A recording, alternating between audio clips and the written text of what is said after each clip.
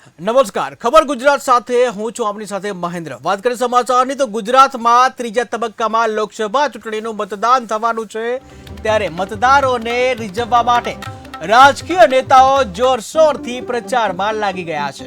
ત્યારે આજે દાહોદ જિલ્લાના ફતેપુરા ખાતે પુરીમાં પાર્ટી પ્લોટમાં ભાજપ દ્વારા વિજય વિશ્વાસ સંમેલનનું આયોજન કરવામાં આવ્યું હતું, જેમાં ગુજરાતના મુખ્યમંત્રી ભૂપેન્દ્ર પટેલે જનસભાને સંબોધિત કરતા જે કહ્યું હતું, જ્યાં जनसभा ने संबोधित करता मुख्यमंत्री भूपेन्द्र पटेले मोदी जी ने त्रीजी बार भारतना वडाप्रधान बनावा माटे अपील करी हती। त्यारे आ साथे ज देशमां भाजपने चूंटणीमां 400 थी वधु बेठको पर विजय अपाववा कार्यकर्ताओने अनुरोध कर्यो हतो। आ साथे ज मुख्यमंत्री भूपेन्द्र पटेले जणाव्युं हतुं के भूतकाळमां चूंटणीओ ज्ञातिवाद अने जातिवाद पर लड़वामां आवती हती, परंतु ज्यारथी नरेन्द्र मोदीए विकासना नामनी राजनीति शरू करी छे त्यारथी आजे विकास अने परफोर्मन्सना आधारे चूंटणी लड़ाई रही छे।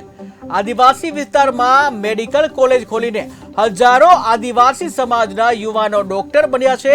केन्द्रमां नरेन्द्र मोदीना 10 वर्षना शासन दरमियान भाजप जे कही शकाय के भारतने विकसित राष्ट्र तरफ आगळ वधार्યું છે, ત્યારે આજે ભારત વિશ્વની 5મી મોટી આર્થિક મહાસત્તા બની છે।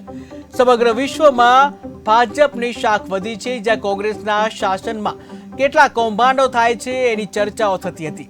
આજે કેટલા કૌભાંડીઓ જેલમાં છે એની ચર્ચાઓ ચાલી રહી છે।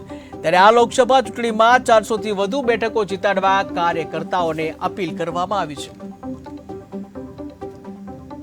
विधानसभा कार्यकर्ता शुभेच्छकोनी सभा અને પછી એક મુખ્ય કાર્યકર્તાઓ સાથેની બેઠક। એવી રીતે મુખ્યમંત્રીશ્રીનો પ્રવાસ આખા ગુજરાતમાં ચાલી રહ્યો છે, પ્રદેશ પ્રમુખશ્રીનો પ્રવાસ ચાલી રહ્યો છે અને અત્યારે આ પ્રવાસો લગભગ બધા જિલ્લા મુખ્યમંત્રીશ્રી અને પ્રદેશ પ્રમુખ કવર કરી રહ્યા છે। તો એના ભાગરૂપે આજે અહીંયા ફતેપુરા વિધાનસભાની આ જાહેર સભા અને કાર્યકર્તા સાથે વ્યવસ્થા બેઠક આવી।